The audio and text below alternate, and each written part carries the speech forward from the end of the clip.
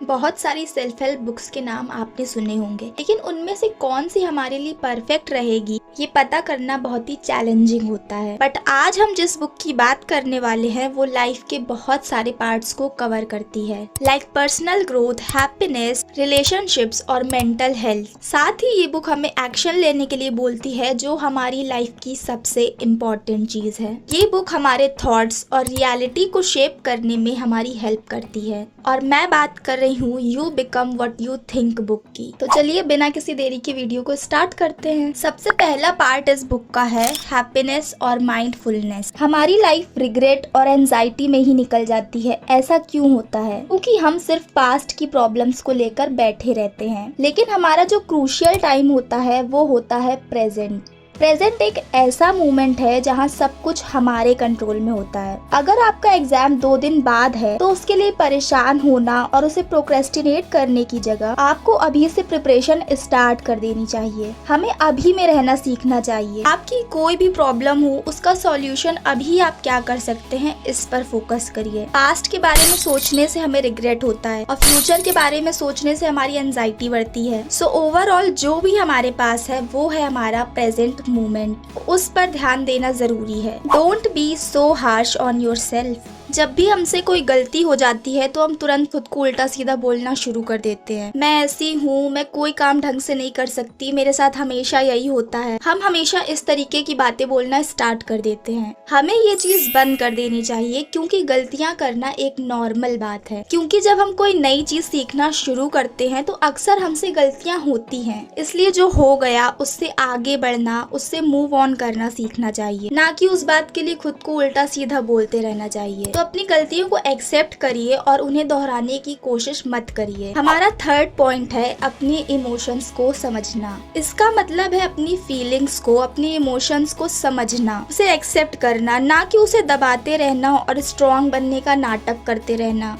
For example, अगर आप अपने क्लास में बैठे हैं और आपको पता चलता है कि आपका सिलेक्शन आपकी ड्रीम कॉलेज में हो गया है और आप खुश होकर चिल्लाना शुरू कर देते हैं, फिर टीचर आपको बोलती है कि शांत रहो, पेशेंस रखो, चिल्लाओ मत। लेकिन इसका मतलब ये नहीं है कि खुश मत हो। इसका मतलब है कि क्लास के बाहर निकलते ही आप उसे सेलिब्रेट कर सकते हैं। अपने इमोशंस और फीलिंग्स को समझकर उन्हें सही तरीके से एक्सप्रेस करना आना चाहिए। ये हैप्पीनेस का एक सीक्रेट है। जब हम अपनी लाइफ को अपनी तरह से जीते हैं तो हम ज्यादा खुश रहते हैं। एक आपने सुना होगा द आर्ट ऑफ लेटिंग गो। मतलब जब हम सारी ऐसी चीजों को छोड़ देते हैं जो हमें परेशान कर रही हैं, तब जाकर हमें मेंटल पीस मिलती है। जब हम कोई काम खुद को खुश करने की जगह दूसरों से कंपटीशन करने लगते हैं तो ये सबसे ज्यादा स्ट्रेस पैदा करती है। मटेरियलिस्टिक चीजों से हम जितना ज्यादा दूर रह सके हम उतना ज्यादा खुश रह सकते हैं। हमें जो चीजें सेटिस्फाइड करें, खुश करें, हमें वही करनी चाहिए। हमारा रिश्तेदार ये कर रहा है या मेरा फ्रेंड ये कर रहा है, ये चीजें प्रॉब्लम क्रिएट करती हैं। इसलिए जस्ट बी योरसेल्फ। चेंजेस को एक्सेप्ट करना आना चाहिए। नेचर का रूल ही है चेंजमेंट।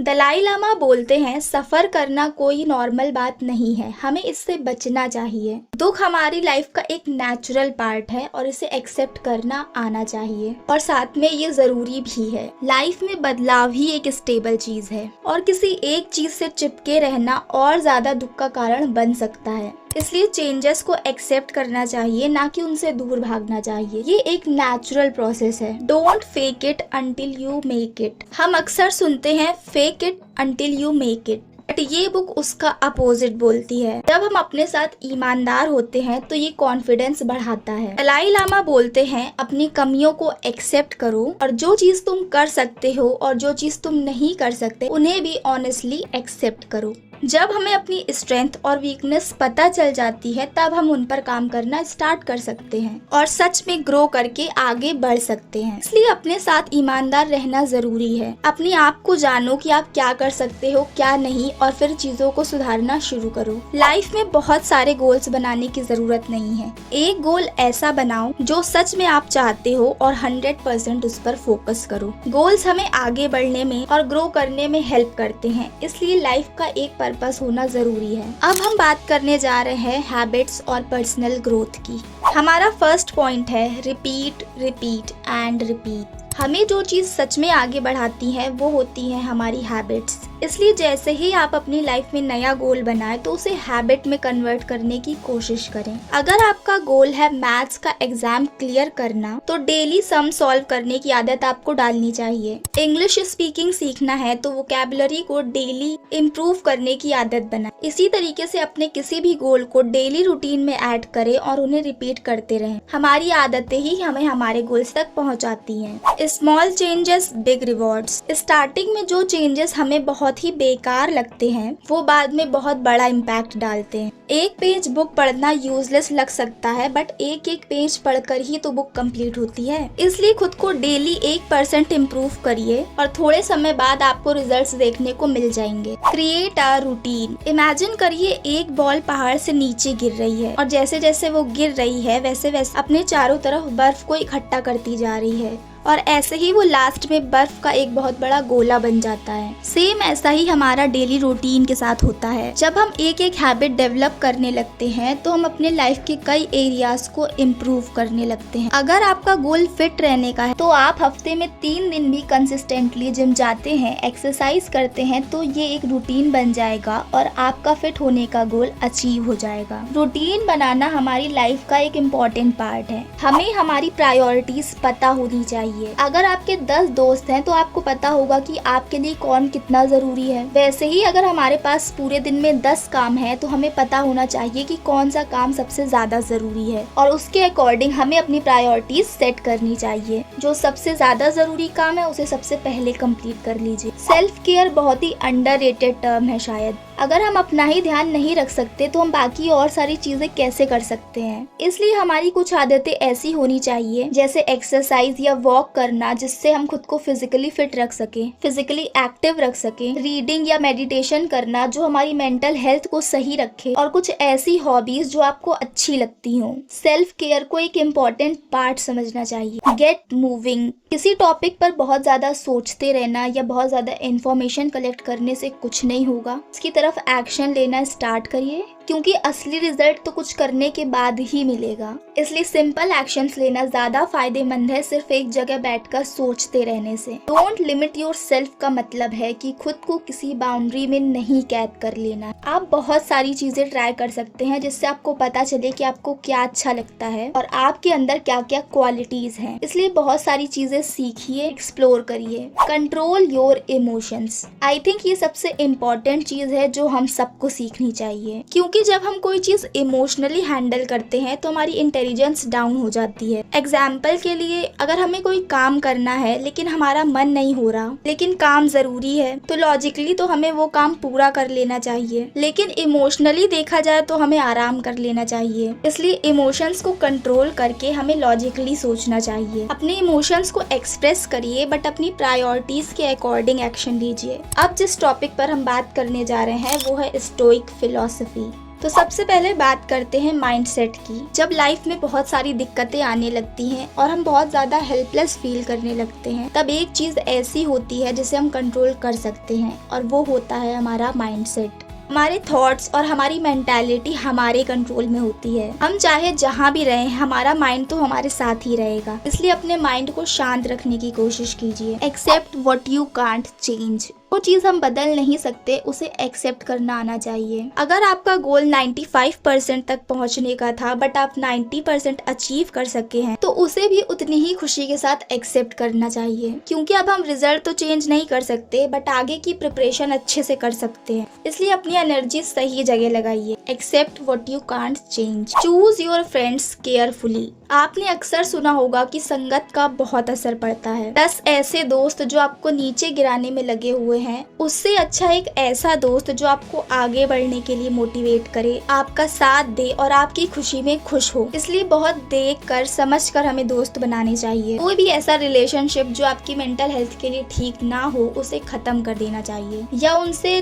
थोड़ी दूरी बना लेनी चाहिए। ऐसा स्टोइक फिलॉसफी बोलती है। हमारा माइंड ही हमारा सबसे बड़ा एसेट है। हमारा डर, हमारी इनसिक्योरिटीज अक्सर हमें अपनी असली ताकत इस्तेमाल करने से रोकती हैं। अपने अपने माइंड को हमें टफ टाइम्स के लिए ट्रेन करना चाहिए। साथ ही हमारे अंदर डेडिकेशन होनी चाहिए अपने गोल्स तक पहुंचने की। ये बुक कहती है कि हमें अपनी लाइफ और अपने माइंड को सीरियसली लेना चाहिए और हार्डवर्क करना चाहिए, जिससे हम वो सब पा सकें जो हम डिजर्व करते हैं। Simplify your life. सेनेका का एक थॉट है, a man suffers before it is necessary, suffers more than is necessary. अपनी लाइफ को ज्यादा से ज्यादा सिंपल रखो। जिन चीजों की आपको जरूरत नहीं है या जो चीजें आपको खुश नहीं करती हैं, उन सारी चीजों को जोड़ कर रखने का क्या मतलब है। हो सकता है आपके दोस्त को आईफोन का शौक हो और वो उसे खरीदता है, लेकिन आपको उसका शौक नहीं है, लेकिन फिर भी आप उसे दिखावे के लिए खरीद रहे हैं। इस तरीके से शायद आप अपनी मुश्किलें खुद ही बढ़ा रहे हैं। इसलिए हमें अपनी लाइफ को अपने तरीके से जीना चाहिए, ना कि दिखावे के तौर पर। अब बात करते हैं साइलेंस की,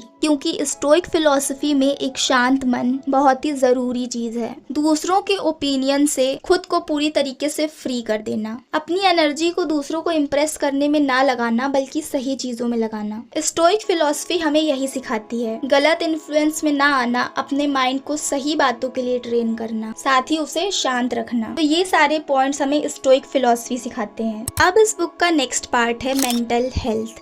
प्रैक्टिस सेल्फ कंपैशन। जब हम बहुत लो फील कर रहे होते हैं तो हम ऐसे डिसीजंस लेते हैं जो चीजों को और ज्यादा खराब कर देता है। ऐसे टाइम पर ऐसी चीजें करिए जो आपको तुरंत अच्छा फील कराए, जैसे वॉक करने से भी माइंड रिलैक्स होता है, या फिर सोने से, या जो भी आपको पसंद हो जिससे आपका माइंड शांत हो जाए। जैसे मैं कभी बहुत लो फील करती हूँ तो मुझे घर से बाहर जाना बहुत अच्छा लगता है, उससे मेरा मूड फ्रेश हो जाता है और मैं अच्छा फील करती हूँ। कहीं पर स्टक फील करना ये बहुत कॉमन बात है, लेकिन उसके चलते ऐसे डिसीजंस लेना जो सिचुएशन को और ज्यादा खराब करे, ये कॉमन नहीं है। इसलिए प्रैक्टिस सेल्फ कंपैशन। जब आप खुद को शांत रखेंगे तो आप सही डिसीजन ले पाएंगे। Connect with others. ये बुक कहती है कि स्ट्रेस हमारे लिए बुरा नहीं है बल्कि एक वैल्यूएबल टूल है। सच तो ये है कि स्ट्रेस एक मोटिवेटर है जो हमें हमारे गोल्स के बारे में सोचने के लिए और उन्हें पूरा करने के लिए फोर्स करता है। फॉर एग्जाम्पल, कल मुझे कॉलेज में असाइनमेंट सबमिट करना है और मुझे स्ट्रेस हो रहा है कि अभी तक मैंने कुछ भी नहीं किया है, स्टार्ट भी नहीं किया है। तो स्ट्रेस एक तरीके का मैसेंजर है कि अपना काम स्टार्ट करो, नहीं तो कल कॉलेज में क्या सबमिट करोगी। स्ट्रेस के टाइम पर दूसरों से कनेक्ट करना सीखिए, जिससे आपको बात करने में अच्छा लगे। जिससे आपको बात करना अच्छा लगता हो उससे बात करिए, अपने फ्रेंड से बात करिए। सोशलाइज करना हमारे स्ट्रेस को कम करता है, बट हाँ, सही लोगों से सोशलाइज करिए। मेंटल हेल्थ के लिए बहुत जरूरी है कि हमें फॉरगिवनेस सीखना चाहिए। किसी ने कुछ बोल दिया, अब माइंड में वही चल रहा है, इसको तो मैं सबक सिखाऊंगा, ये भी मेंटल हेल्थ के लिए ठीक नहीं है। चीजों को लेट गो करना आना चाहिए। आई थिंक यही सबसे बड़ी सुपर पावर है। दूसरों के साथ साथ खुद की गलतियों को भी माफ करना आना चाहिए। उन सारी बातों से मूव ऑन करना जो हमारे मेंटल लोड को बढ़ाएं। जैसे भी हम हैं उसे एक्सेप्ट करना और फिर चीजों को इम्प्रूव करना। जिन चीजों को सच में बदलने की जरूरत है उन्हें बदलिए। ये भी सेल्फ ग्रोथ का एक पार्ट है।